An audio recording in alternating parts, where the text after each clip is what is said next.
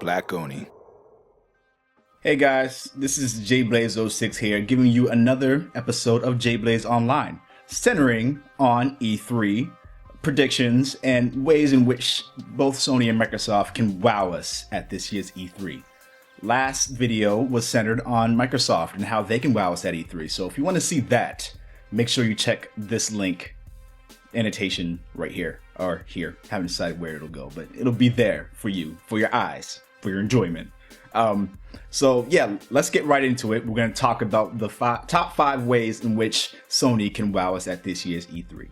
Number 5 isn't really a necessary thing, but it would really shock people. So again, Microsoft has announced that they have the connectless bundle for the Xbox One. If Sony were to announce a version of the PlayStation 4 that either came with the cable, if Sony were to announce their version of the PlayStation 4's new bundle with a camera or with an additional controller, with a game that's coming out, if they were to announce that at the same price point that it's at now, the value proposition is already better than what Microsoft has cooking up. So that would be a huge win. They don't really need to do that at this point, but that would kind of put the icing on the cake. The number 4 way in which they can wow us this year at E3 is to announce enhanced features for the PlayStation camera. Now, not that many people care about the features of like voice control and stuff like that. That's one of the reasons why Microsoft dropped the Kinect as a requirement. What I mean by extended functionality of the camera is to kind of bring it on par with what the Kinect can do, because there's still a lot of people who would love to have that functionality. And the PlayStation 4 does allow you to use voice navigation. But another thing that I've noticed, which seemed like a no-brainer to me, and I do not understand why this wasn't implemented at the very get-go once they announced that there would be Twitch and Ustream integration. They allow you to have the camera on while you're live streaming. So if I'm on in front of my TV live streaming and I want to have the video camera capturing me, I have it turned on, but it's actually, because of where my TV's positioned, it's looking at the wall and the doorway instead of looking at me. So how is that in any way useful to anyone if they're looking at my doorway, if they want to see my face when I'm doing some live streaming? Sony, fix that shit. Basically, Microsoft has done a really great thing with the way that they kind of had their creepy integration with the Kinect.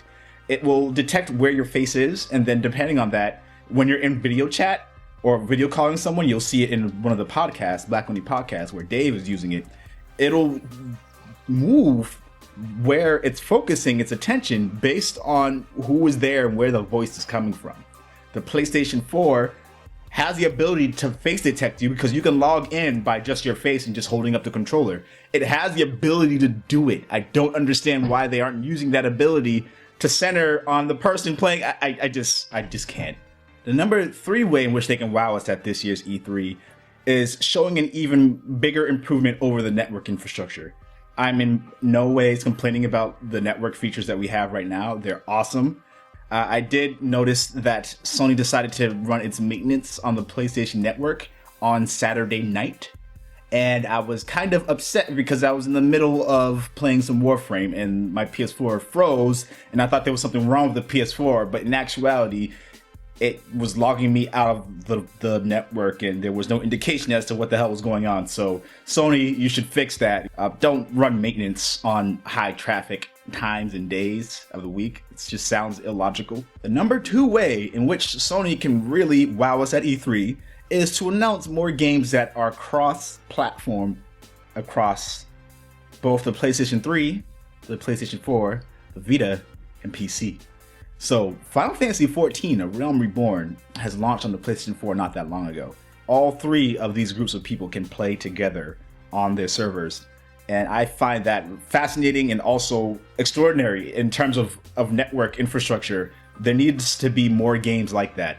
There are a few titles that are cross-platform in terms of like they're coming out on PS3 and PS4, but not many of them are taking advantage of the fact that, like Warframe, for example, I think the game is still technically in beta, but if I had the ability to play with my friends who are playing on PC on my PS4, that would be phenomenal. The number 1 way in which I think Sony can blow us away, knock it out of the park, is to announce 2 things. 1, new IPs that we haven't heard of or seen before. This would be really awesome and interesting and a great way to kind of get people excited about next-gen gaming again. But I think even above that is bringing back some classic titles that people have remembered and missed and really wish they had the opportunity to play again. So I'm talking Final Fantasy VII Remake. Even though that is very much dependent on Square Enix, that would be awesome if that was something that would come to PlayStation 4. If we had Legend of Dragoon 2, I don't know if you guys have heard of that game in any way, but Legend of Dragoon 1 was a phenomenal game, I think. It was great, it was challenging, it had an interesting story, and the graphics were great for their time. And it came out at the end of the PlayStation 1 life cycle. It's been over 14 years since we've seen anything in regards to that, except for the game coming out again on PlayStation Network. Crash Bandicoot, Medieval, Heavenly Sword 2. I'm just naming a few games off the top of my head, but this would be phenomenal. This would be a great way to show some support to people who have been long-term fans of Sony's products, and that's in relation to both the PlayStation 1 and the PlayStation 2. Let's have another Onimusha. Let's just do it. Let's get the ball rolling. Let's get people excited about the next-gen consoles again. Yeah. Anyway, those are my thoughts, both on the Microsoft front and the Sony front, of ways in which those two companies can really blow us away this year at E3 and get us all excited to be gamers. It's never been a more interesting time to be a gamer, I can tell you that right now. Hopefully at some point I'll be able to have an Xbox One so that I can more fully compare what's going on both sides and really enjoy what both of those consoles are able to achieve. If you guys like the video, remember to press the like button, share it with all your friends so that we can all be a part of the conversation, and subscribe to be first on the list of people who sees my videos first. So, again, if you have comments, leave them down below. Leave them in the previous version of this video, which was the Microsoft, how Microsoft can blow us away. And let me know what are your top 5 ways in which these companies can really either sway you towards them or blow you away or really get you excited to be a gamer. Anyway, thank you guys for watching. I'll catch you guys later on the next episode of J Blaze Online. Game on, J Blaze out.